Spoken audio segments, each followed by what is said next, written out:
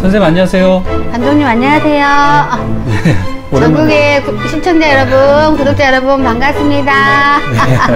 날씨가 너무 습하죠. 네. 네, 이럴 때는 저부터 마음이 좀 센치해지는데 더 이렇게 밝은 생각을 해서 네. 즐겁게 업을 생각해야 돼요. 네. 그죠? 근데 저부터가 이렇게 계속 처진다 하면 계속 처지거든요. 우리네 사는 그 자체가 많이 어렵고 힘들잖아요. 네, 맞아요. 근데 제가 한 번은 그런 생각 해봤어요. 아니, 죽을 병도 아니고, 이렇게 내가 용기를 내갖고 살기만 하면 되잖아요. 네. 그래서 입 아물고 씩씩하게 한번 해보자 했더니 아픈 몸도 다 없어지더라고요. 와, 네. 모르신 말씀이에요, 선생님. 살아가는 방법을 하나하나 네. 익히고 있어요. 네. 선생님, 요즘에 국민들 네네. 막 골치 아픈 일들이 많잖아요. 네. 네. 요즘에 보면은 문재인 정권에서 이렇게 좀 문제가 좀 많이 있는데 지지율이 39%까지 떨어졌어요. 네, 많이 떨어지셨더라고요. 그 이유를 따져보면은 집값 폭락. 네. 지금 현재는 간혹 이렇게 지금도 집값이 많이 오르는 데가 있지만 네. 지금 현재 그 집값 오른 걸 좋아해서는 안 돼요. 네. 그러니까 앞으로 보면은 폭락이라는 거를 생각을 많이 해보고 집을 사셔야 되고요. 네. 예를 들어서 이제 이미 많이 올라간 집을 살 때에는 네. 떨어질 것도 이렇게 생각 감안하고 사야 돼요. 네. 그래서 이왕이면 이렇게 어느 정도 오르지 않은 집을 사야만이 우리가 실수가 손해가 없다 이거죠. 네. 그치? 근데 이제 우리가 보면은 문재인 정권에서 부동산 3법을 만들어 놓고 네. 국민들만 고통을 가중을 시키고 있잖아요. 네. 그렇죠. 근데 솔직히 집들이 뭐 한 채, 두 채, 세 채 여러 가지 집이 많잖아요. 네. 저희 선생님도 집이 많은데 네. 큰일 났다고 해요. 아유. 근데 왜 그렇게 세금을 많이 물는지 없는 사람들은 그게 전부의 재산이잖아요. 네. 근데 너무 심하게 이렇게 막 그 세금 관계라든지 막 너무나 과세를 먹히니까 도대체가 억울해. 근데 우리나라 그 정권이 좀 이상한 게 뭐냐면 나는 그게 너무 싫더라고요. 저도 진짜 바닥처럼 살고 기어다녔지만은 뼈 아프게 목숨 걸고 일어났는데 네. 끝까지 바닥처럼 기어가지고 나라에 보상을 받고 사는 영세민업자가 있잖아요. 네. 저는 그게 반대예요. 전 불쌍한 사람들 도와주고 싶고 불쌍한 사람들 이렇게 뭐 이렇게 저기 잘 이렇게 하고 싶지만 네. 정말 힘들게 살다가 어쩔 수 없이 열심히 살다가 그렇게 되는 건 찬성하나 네. 요즘은 법을 이용해서 정말 별로 열심히 안 살다가 이렇게 나라의 그 세금을 받아 먹으면서 그 생활보호 이거를 혜택을 받는 사람 많이 있잖아요. 네. 전 그게 정말 싫어요. 왜냐면 그러면 누구나 너나 나나 할 거 없이 일도 하지 말고 왜 열심히 일하고 돈 번 사람 세금을 다 훑어가냐고. 네. 그거 말이 안 되잖아요. 그렇죠? 네. 그리고 왜 가난한 사람들은 돈을 왜 주냐고. 아니 젊은데 나가서 굶어 돼지게 놔줘야 되는 거 아니야? 네. 근데 우리 세금으로 편안하게 그 돈을 먹고 살잖아요. 네. 그리고 우리는 개미같이 일해서 여기저기 불을 요왔는데 다 세금을 뺏어가잖아요. 네. 그럼 어떻게 되는 거야? 너무 억울하지 않아요? 그러니까 뭔가 지금 정권이 잘못돼 가고 있다라고 말씀드리고 있고요. 그럴싸한 흉내만 내시고 실효는 실제로 없다 이거예요. 그런 정치가 안 된다 이거예요. 네. 그러니까 우리가 흔히 말하는 연불에는 관심이 없고 네. 한마디로 제밥에만 관심이 있다. 네. 그런 경향 아닌가요? 그런 경향이 좀 있어 보이죠. 지금 집들 몇 개씩 갖고 있는 사람 판이라고 난리가 났어요. 근데 이 가세 하는 것 때문에 네. 너무 무서운 거죠. 또 양도세도 같이 올리셔가지고 엄청나요. 네. 양도세도 너무너무 많고요. 네. 아니 자기 돈 자기가 빳빳하게 일해서 집 사고 다 하는 건데 왜 나라에서 그 돈을 다 가져가냐고. 정말 잘못된 거 아니에요? 네. 그 돈을 벌 때 밤잠 안 자고 얼마나 힘들게 벌었겠어요. 근데 거기다가 그렇게 세금을 많이 먹이고 상속세도 엄청나게 물어보잖아요. 네. 그러면은 열심히 살아야 이유가 없잖아요. 집을 딱 살 집 그거 하나만 놔고는 투자성으로는 뭐든 하나 살 수가 없잖아. 네. 그러면 재테크는 뭘로 해야 돼? 뭘로 해야 되냐고. 물론 뭐 투기는 방지해야 되겠지만 그래도 그냥 보유하고 있는 재산을 합리적으로 판매가 되고 거래가 돼야 되는데 일방적으로 한쪽으로만 치중돼 있는 상황이라 좀 뭐 처분하기도 애매하고 그런 상황이죠, 선생님. 네. 저 같은 경우는 재산이 많지 않아서 사실은 별로 고민을 안 합니다만은 요즘은 이게 자잘한 걸 이렇게 준비를 해도 그 진짜 말 그대로 증여세 이렇게 걱정하게 되고 또 나중에 내가 죽을 때쯤 상속세를 계산하게 되고 네. 막 이래요. 네. 그래서 제가 이번에 이렇게 얼마 전에 오피스텔을 하나 샀어요. 네. 조금 쓸만한 오피스텔을 하나 샀는데 원래는 아파트를 살려고 그랬어요. 네. 근데 세금 관계로 아. 오피스텔도 아파트 못지 않거든요. 아. 그래서 오피스텔을 하나 준비를 했거든요. 네. 안 그랬으면 제가 아파트를 샀을 겁니다. 아. 근데 일이 봐도 걸리고 우리 아들 이름으로도 걸리고 다 걸려요. 아. 그래서 피해갈 수 있는 거는 제가 사무용 네. 오피스텔 네. 그거에다 돈을 박았어요. 네. 아니면 아파트에 넣고 월세 받을 수도 있고 아파트에 넣고 이렇게 쓸 수도 있잖아요. 네. 근데 그게 아니라 이제 이 증여나 만약 상속이나 여러 가지 걸 따져보니까 네. 차라리 오피스텔을 사는 게 낫겠다. 막 있어 좀 상권 좋은 데다 이렇게 샀거든요. 네. 그래서 그런 문제를 되게 고민하게 만들었어요, 지금. 네. 나같이 재산 없는 사람도. 네. 그러면 재산 많은 사람은 어떻게 해야 돼? 그때는 이제 싹 써나가면은 얼마 남겠어요, 이제. 네. 그쵸? 그러면은 뱃속 편하게 나 재산 없어 싹 밀어버리고 나라에서 준 임대아파트에서 나라에서 돈 많이 나오더만요. 네. 숫자대로 해서 그거 먹고 그냥 평당정도 편하게 살지? 그 정권이 없어져야 된다니까요. 네. 저는 그게 제일 싫더라고요. 내가 네. 없이 살 때도 네. 그게 너무 싫더라고요. 왜냐면 아니 이래도 저래도 카드 막 터뜨리고 막 말썽 핀 사람들은 네. 돈 없으면 재산이 없잖아. 네. 그러면 나라에서 임대아파트를 줘. 그 나라에서 돈은 막 50만 원, 70만 원 막 주더만. 네. 그러면 다 털고 그걸 편하게 먹고 살아야지. 그러면 그 사람들 세금은 우리네 돈 뜯어다가 갖다 주는 거 아니야. 돈 많은 사람도 갖다가. 결과적으로는 그렇죠. 그렇잖아. 결과적으로. 네. 그러니까 제가 봐도 열심히 사는 사람은 계속 부자가 돼야 되고요. 네. 열심히 안 사는 사람은 계속 못 살아야 된다고 생각해요, 저는. 네. 그래야 열심히 살죠. 근데 못 살아도 나라에서, 물론 미국 같아서는 더 한다면서요. 이렇게 주는 게요. 네.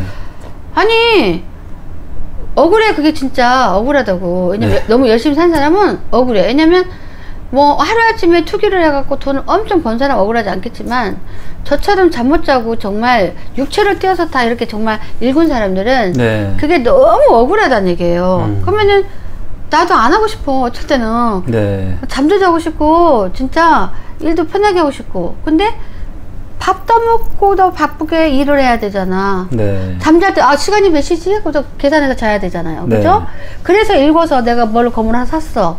그러면 내 아들한테 주면 증여세 달라 그러고 네. 내 이름으로 샀어. 네. 그러면 내가 언제 죽을지 모르잖아. 네. 그러면 이거에서 상속세를 내가 다 빼가간단 말이야. 너무 웃기잖아요. 네. 그러니까 분명한 건 문재인 그 정권에 정말 지지율이 떨어질만 해요. 제가 전에 문재인 대통령이 칭찬을 많이 했지만 네. 그 문제하고 틀린 것 같아. 이거는 네. 진짜로. 저는 팬은 항상 아니라고 했잖아요. 네. 저는 어떤 분을 이렇게 또 팬이라서 하는 게 아니에요. 네. 근데 문재인 대통령도 마찬가지예요. 팬이라서 제가 그때 이렇게 말씀드린 건 아닌데 네. 다 틀린 건 아니지만 이 정권은 이게 지지율이 39%가 떨어진 이유가 집값 폭락. 네. 이제 10억짜리 20억짜리 산 사람들 네. 골치 아파. 네. 그러면은 제가 영감으로 딱 보면은 앞으로 몇 년은 그래도 해먹을만 합니다. 네. 오른 걸. 그렇지만 앞으로 제가 봤을 때 3년 뒤면 2023년인가? 네. 2023년 하반기부터는 이제 뭔가 골 때리는 일이 막 이제 생겨. 그래서 2025년도는 대략 보면은 그때는 집값이 폭락이 많이 되지 않을까. 네. 걱정해요. 그래서 너나 나나 할 거 없이 아파트 막 여기저기 막 사둔 사람들 네. 빨리 거두는 게 좋을 거고요. 또 이렇게 좀 뭐 상권이 좋다, 돈이 여유 있다 해갖고 좀 이렇게 많이 올라와 있는 거를 산 사람도 있어요. 네. 아파트에 제 조카는 아파트 34평이 15억짜리래요. 네. 아파트 34평이. 네. 근데 이 15억이 실제 매매가 되면서 유지가 계속 되면 되겠지만 아니야, 이 집 팔아봤자 별 볼 일 없어. 세금을 싹 걷어가 버리는데. 네. 그렇죠? 네. 그러면 열심히 개미처럼 일해가지고 투자한 사람은 별로 값어치를 못 느끼잖아요. 네. 그렇죠? 근데 저도 처음으로 진짜 이렇게 그 세금 따져보고 한편은 막 겁도 확 나고 이렇게 해본 적이 있거든요. 아파트를 처음에 살려고 맘먹어서 어떤 투자 가치로 하면 아파트가 더 낫잖아요. 네. 근데 아파트를 살려고 하니까 이제 사람들이 여기저기서 너 집 있는데 또 그 집 사면은 나중에 어떻게 되고 세금이 어떻게 되고 그렇게 하면 안 된다, 사지 마라 막 이래요. 네. 그래서 저는 그러면 어떻게 하면 좋을까라고 연구한 게 사무직무 오피스텔. 네. 그렇게 해가지고 제가 계약을 했어요. 네. 근데 이제 이게 돈이라는 게 마음대로 되는 건 아니지만 진짜 없는 사람들은 집 한 채가 전부잖아요. 네, 전부죠. 그러면은 재테크해서 어쩌다가 집이 매도 올랐어. 네. 그럼 거기서 재미 보고 해야지 또 다음에 열심히 살아서 또 사고 또 이렇게 막 나라를 국력을 키워주는 건데 이딴 식으로 하면은 모든 사람들이 돈이 어디로 빠져야 돼? 어디로 빠져야 되냐고. 그러게 선생님. 이제 계속 이제 다른 데로 빠져. 이제 네. 주식이나 뭐나 막 맞아요, 이제 선생님. 이런 거 해보라 가지고 이제 네. 돈 다 날려 이제 국민을 그지 만들 수 있다니까. 맞아요. 주식은 빠지겠죠. 아파트는 이제 기본은 지켜주니까 네. 사람들이 막 투자를 했단 말이야. 월세도 받아먹고. 네. 어쨌든 손해는 안 보잖아요. 네. 근데 이제는 아파트 다 해봤자 잘못하면은 다 세금은 나가버리니까 다 또 폭락되면 골치 아프니까 네. 이제 어디로 가? 생각보다 우리는 주식한 사람이 많습니다. 코인이랑. 네. 그럼 어떻게 돼?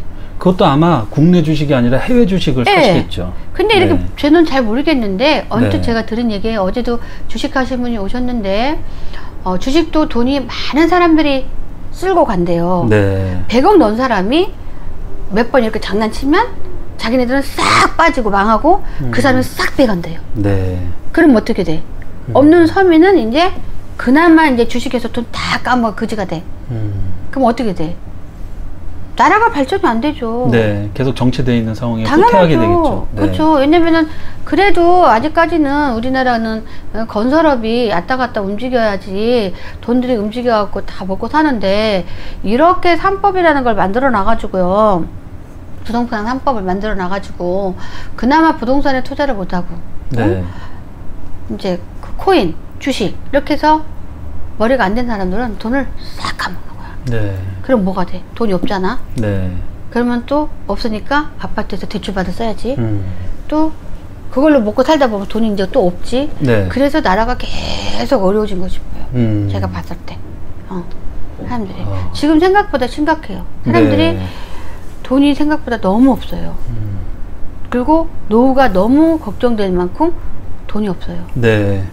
근데 그나마 이렇게 집 있는 것들로 이렇게 월세도 받고 이렇게 재미를 봤는데 그것도 못하고 그러니까 이제는 미래가 너무 불확실해진대. 네. 그리고 돈 몇 푼 갖고 있는 거 잘못하면 사람들이 어디 투자해라 뭐이라 사기꾼들이 많잖아요. 많죠. 돈 벌어 먹다가 싹 날리는 거야. 그러면은 이제 우리나라는 국민들이 다 울상이야.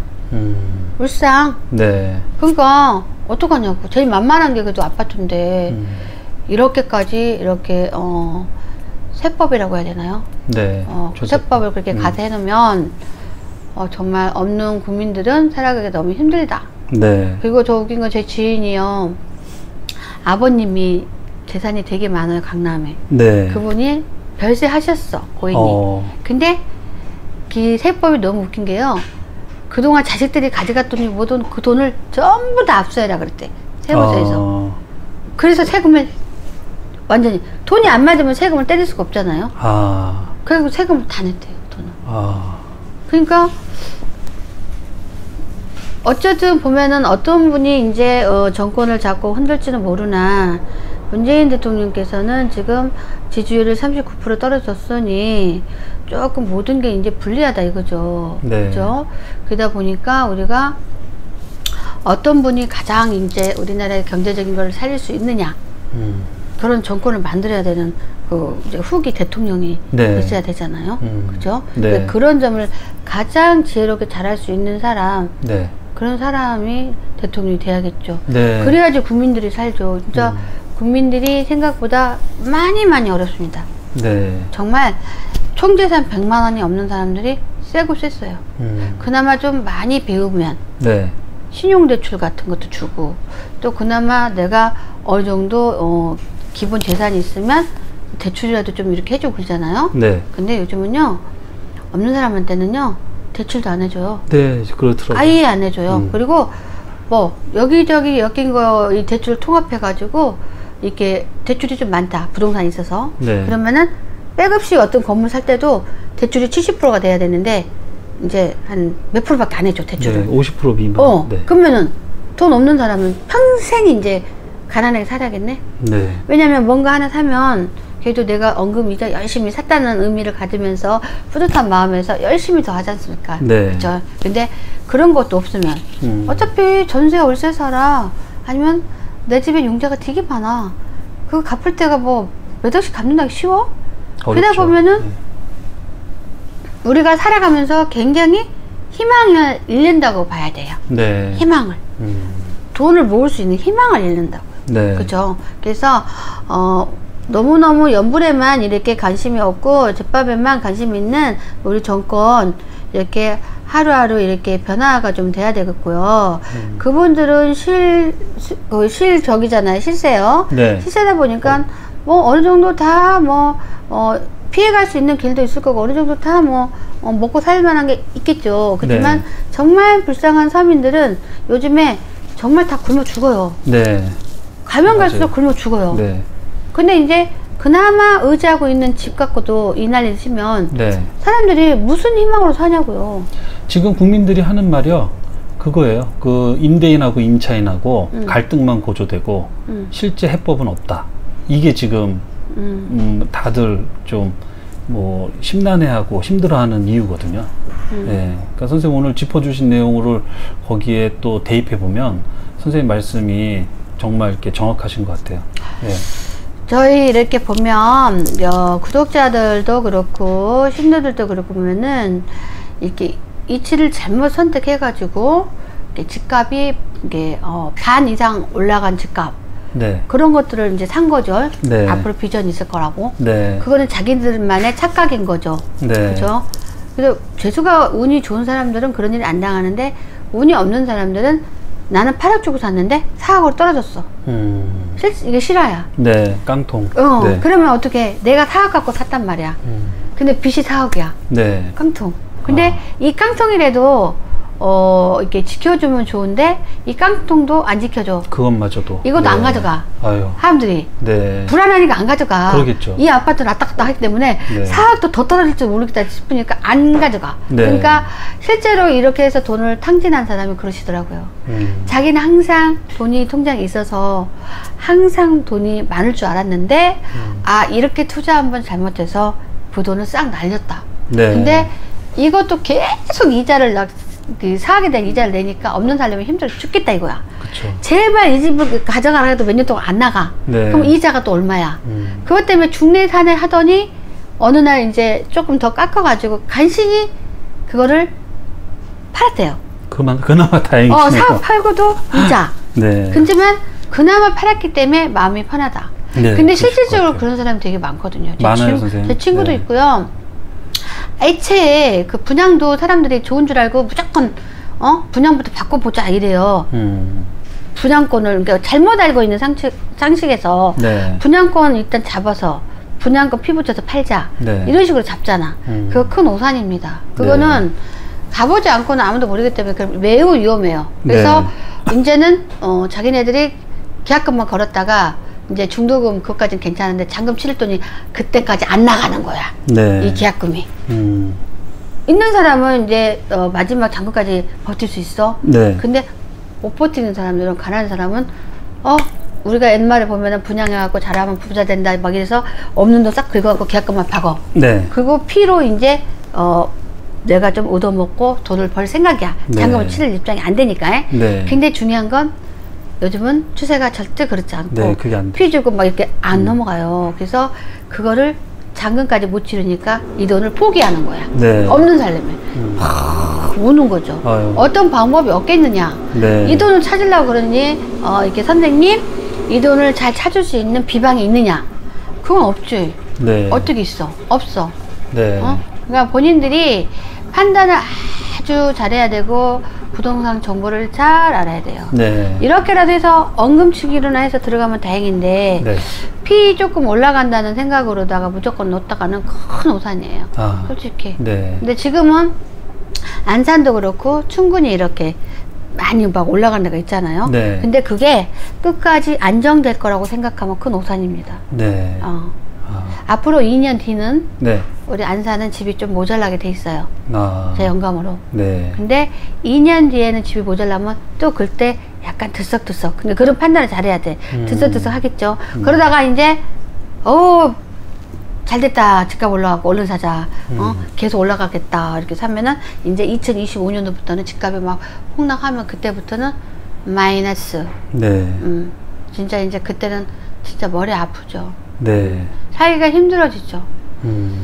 근데 제가 보기에는요, 2025년도에 집값이 이제 폭락하는 걸로 이렇게 시작이 되지만요, 한 30년도에 가면은요, 제 영감입니다, 이거는. 네. 이제 30년도로 가버리면은, 그때는 깡통 집이 엄청 많다고 보면 돼요. 네. 팔리지도 않은데 뭐하러 이 집에서 살아 하는 집들. 네. 그런 것들이 많이 이제 또 이제 생겨요. 네. 지금도 집이 안 팔려서 헐값으로 주기 때문에 자기가 산 것보다 더 싸게 줘야 되는데 이사 못 가는 거예요. 네. 그죠? 그러니까 얼른 우리나라 이 문재인 대통령 그 정권에서 이렇게 부동산 3법을 바로잡지 않는다면 정말 열심히 사고 이게 사기가 이렇게 떨어진 국민들을 위해서 이렇게 굉장히 형벌을 주는 거 아닌가. 그래서 그래도 한때는 문재인 대통령 정권에 이렇게 투표를 하면서 살려달라 고 막 이렇게 했는데 마지막 이제 그 얼마 안 남았잖아요. 네. 거기서 이제 부동산으로서 이렇게 많은 고통을 줘버린다면 많은 사람들이 어떻게 하겠어요? 눈에 가시가 들어오는 거죠. 네. 그렇죠? 아무리 문재인 대통령이 특별하게 뭐 나쁜 게 없고 제가 바르신 분이라고 했지만 정권은 바른 거하고 상관없잖아요. 네. 정권이라는 거는 또 옆에 있는 모든 사람들이 같이 일구는 거잖아요. 네. 그렇죠? 맞아요. 그러니까 지금 39%로 떨어졌다는 건 아주 심각해요. 네. 근데 앞으로 더 떨어지지 않을까요? 이러면? 그럴 수도 있을 것 같아요. 그렇죠? 네. 네. 그러면 업을 시켜야 되는데 업도 잘 안 될 것 같아요. 제가 보기에는. 그래서 매우 조심해야 될 것 같고요. 우리가 당하고 이렇게 손 놓고 울지만 말고 이것저것 정말 뛰어다니면서 그냥 무조건 사고 팔고 하지 말고 이게 세무서 담당들이랑 이렇게 만나서 상의하에 다 뭘 하나 사더라도 그리고 내가 뭐를 구입해서 또 자손한테 물려주더라도 최대한 피해갈 수 있는 그 방법 있잖아요. 네. 그거를 조금 많이 알아야 될 것 같아요. 네. 근데 제가 하나 알고 있는 거는 네. 이제 저희 같은 서민들은 크게 그게 맞는 말은 아닌데 상속세를 절대 물지 않고 자손한테 돈을 이렇게 많이 물려줄 수 있는 방법이 하나 있어요. 네. 그게 뭔지 아세요? 뭘까요, 선생님? 보험회사의 종신보험. 종신보험이요? 그거는 사실 탈세라기보다는 절세에 가깝네요. 예. 아끼는 세금을 아끼는. 왜냐면 네. 종신보험 내가 우리 아들을 10년 있다가 네. 10억을 줘야 되는데 요놈들이 세금이 얼마야. 네. 그래서 내가 종신보험에 10억을 넣는 거야. 네. 그래서 나중에 상속자로 해서 이게 종신을 타면 상속금이 없어요. 네. 그거 하나 있어요. 그리고 또 종신보험이 좋은 게 하나 있어요. 네. 제가 제 동생이 보험 대표라서 박사인데 네. 우리가 이렇게 보면은 열심히 살다 보면 보험들도 많이 들어가 있고 이렇게 생활을 하지 않습니까? 근데 네. 이렇게 뭐랄까 그 간혹 오늘도 파산한다는 소리를 누구한테 들었어요? 네. 저희 구독자한테. 근데 파산하려고요. 파산. 응? 근데 파산하게 되면 보험들도 다 엮여 있잖아요. 네. 근데 잘못하면은 압류가 들어온단 말이에요. 그렇죠? 네. 근데 우리가 내 보험이 종신보험이 들어있는데 내가 파산했어. 네. 그러면은 내 종신보험에는 빚쟁이들이 압류가 안 돼요. 종신보험이요. 네. 종신보험만큼은, 네. 종신보험만큼은 파산해도 압류가 안 되고, 네. 그 다음에 상속금 그것도 피해갈 수 있고. 네. 네. 여유가 된다면 그렇게 설계해보는 것도 나쁘지 않습니다. 근데 이제 우리 일반인 조금 이렇게 사는 사람들은 네. 그렇게까지 막 그 상속금에 막 탈세 금액이 그렇게 많지는 않잖아요. 그렇죠. 그렇지만 일단은 10억만 해도 상속금이 얼만데요. 네. 40%를 낸다고 생각해봐요. 40% 아닌가요? 모르겠어요. 정확하게는. 예. 저는 거의 40%를 알고 있거든요. 40%면 어마어마하죠. 어마어마하죠. 네. 그럼 열받잖아요. 네. 돈 벌어서 죽 써서 개주는 거잖아. 죽 써서 엄한 놈이. 근데 우리가 이게 셈세한 사람들은 네. 하나하나 따져요. 세무서도 찾아가고 찾아가. 네. 설계사 찾아가. 그러면 종신보험에다가 상속 그 돈을 종신보험 넣어주면 그 상속세를 안 내요. 네. 그대로. 아. 네. 종신보험. 그렇게 하는 사람이 많아요. 돈 많은 회장님들은 다 그렇게 하죠. 네. 최대한 피해갈 수 있다는 거죠. 최대한. 네. 예. 그런 분들은 또 다른 데서도 세금 많이 낼 거니까 그러니까 미리 그러니까 10년 뒤에 20년 뒤에 내가 줄 거니까 돈이 여유 있으면 미리 종신보험에 이렇게 넣어놓으면 나중에 받을 때 네. 내가 고스란히 예, 네. 다 받을 수 있어요. 네. 네. 예. 그 정도로 제가 상식을 알고 있고요. 네. 혹시 좀이나 틀렸다 해도 이해하세요. 제가 전문가가 아니니까. 그렇게 제가 뚜렷하게 알고 있어요. 네, 선생님. 네, 감독님 오늘, 그러면 네네. 여기까지만 하면 되나요? 네, 선생님. 네.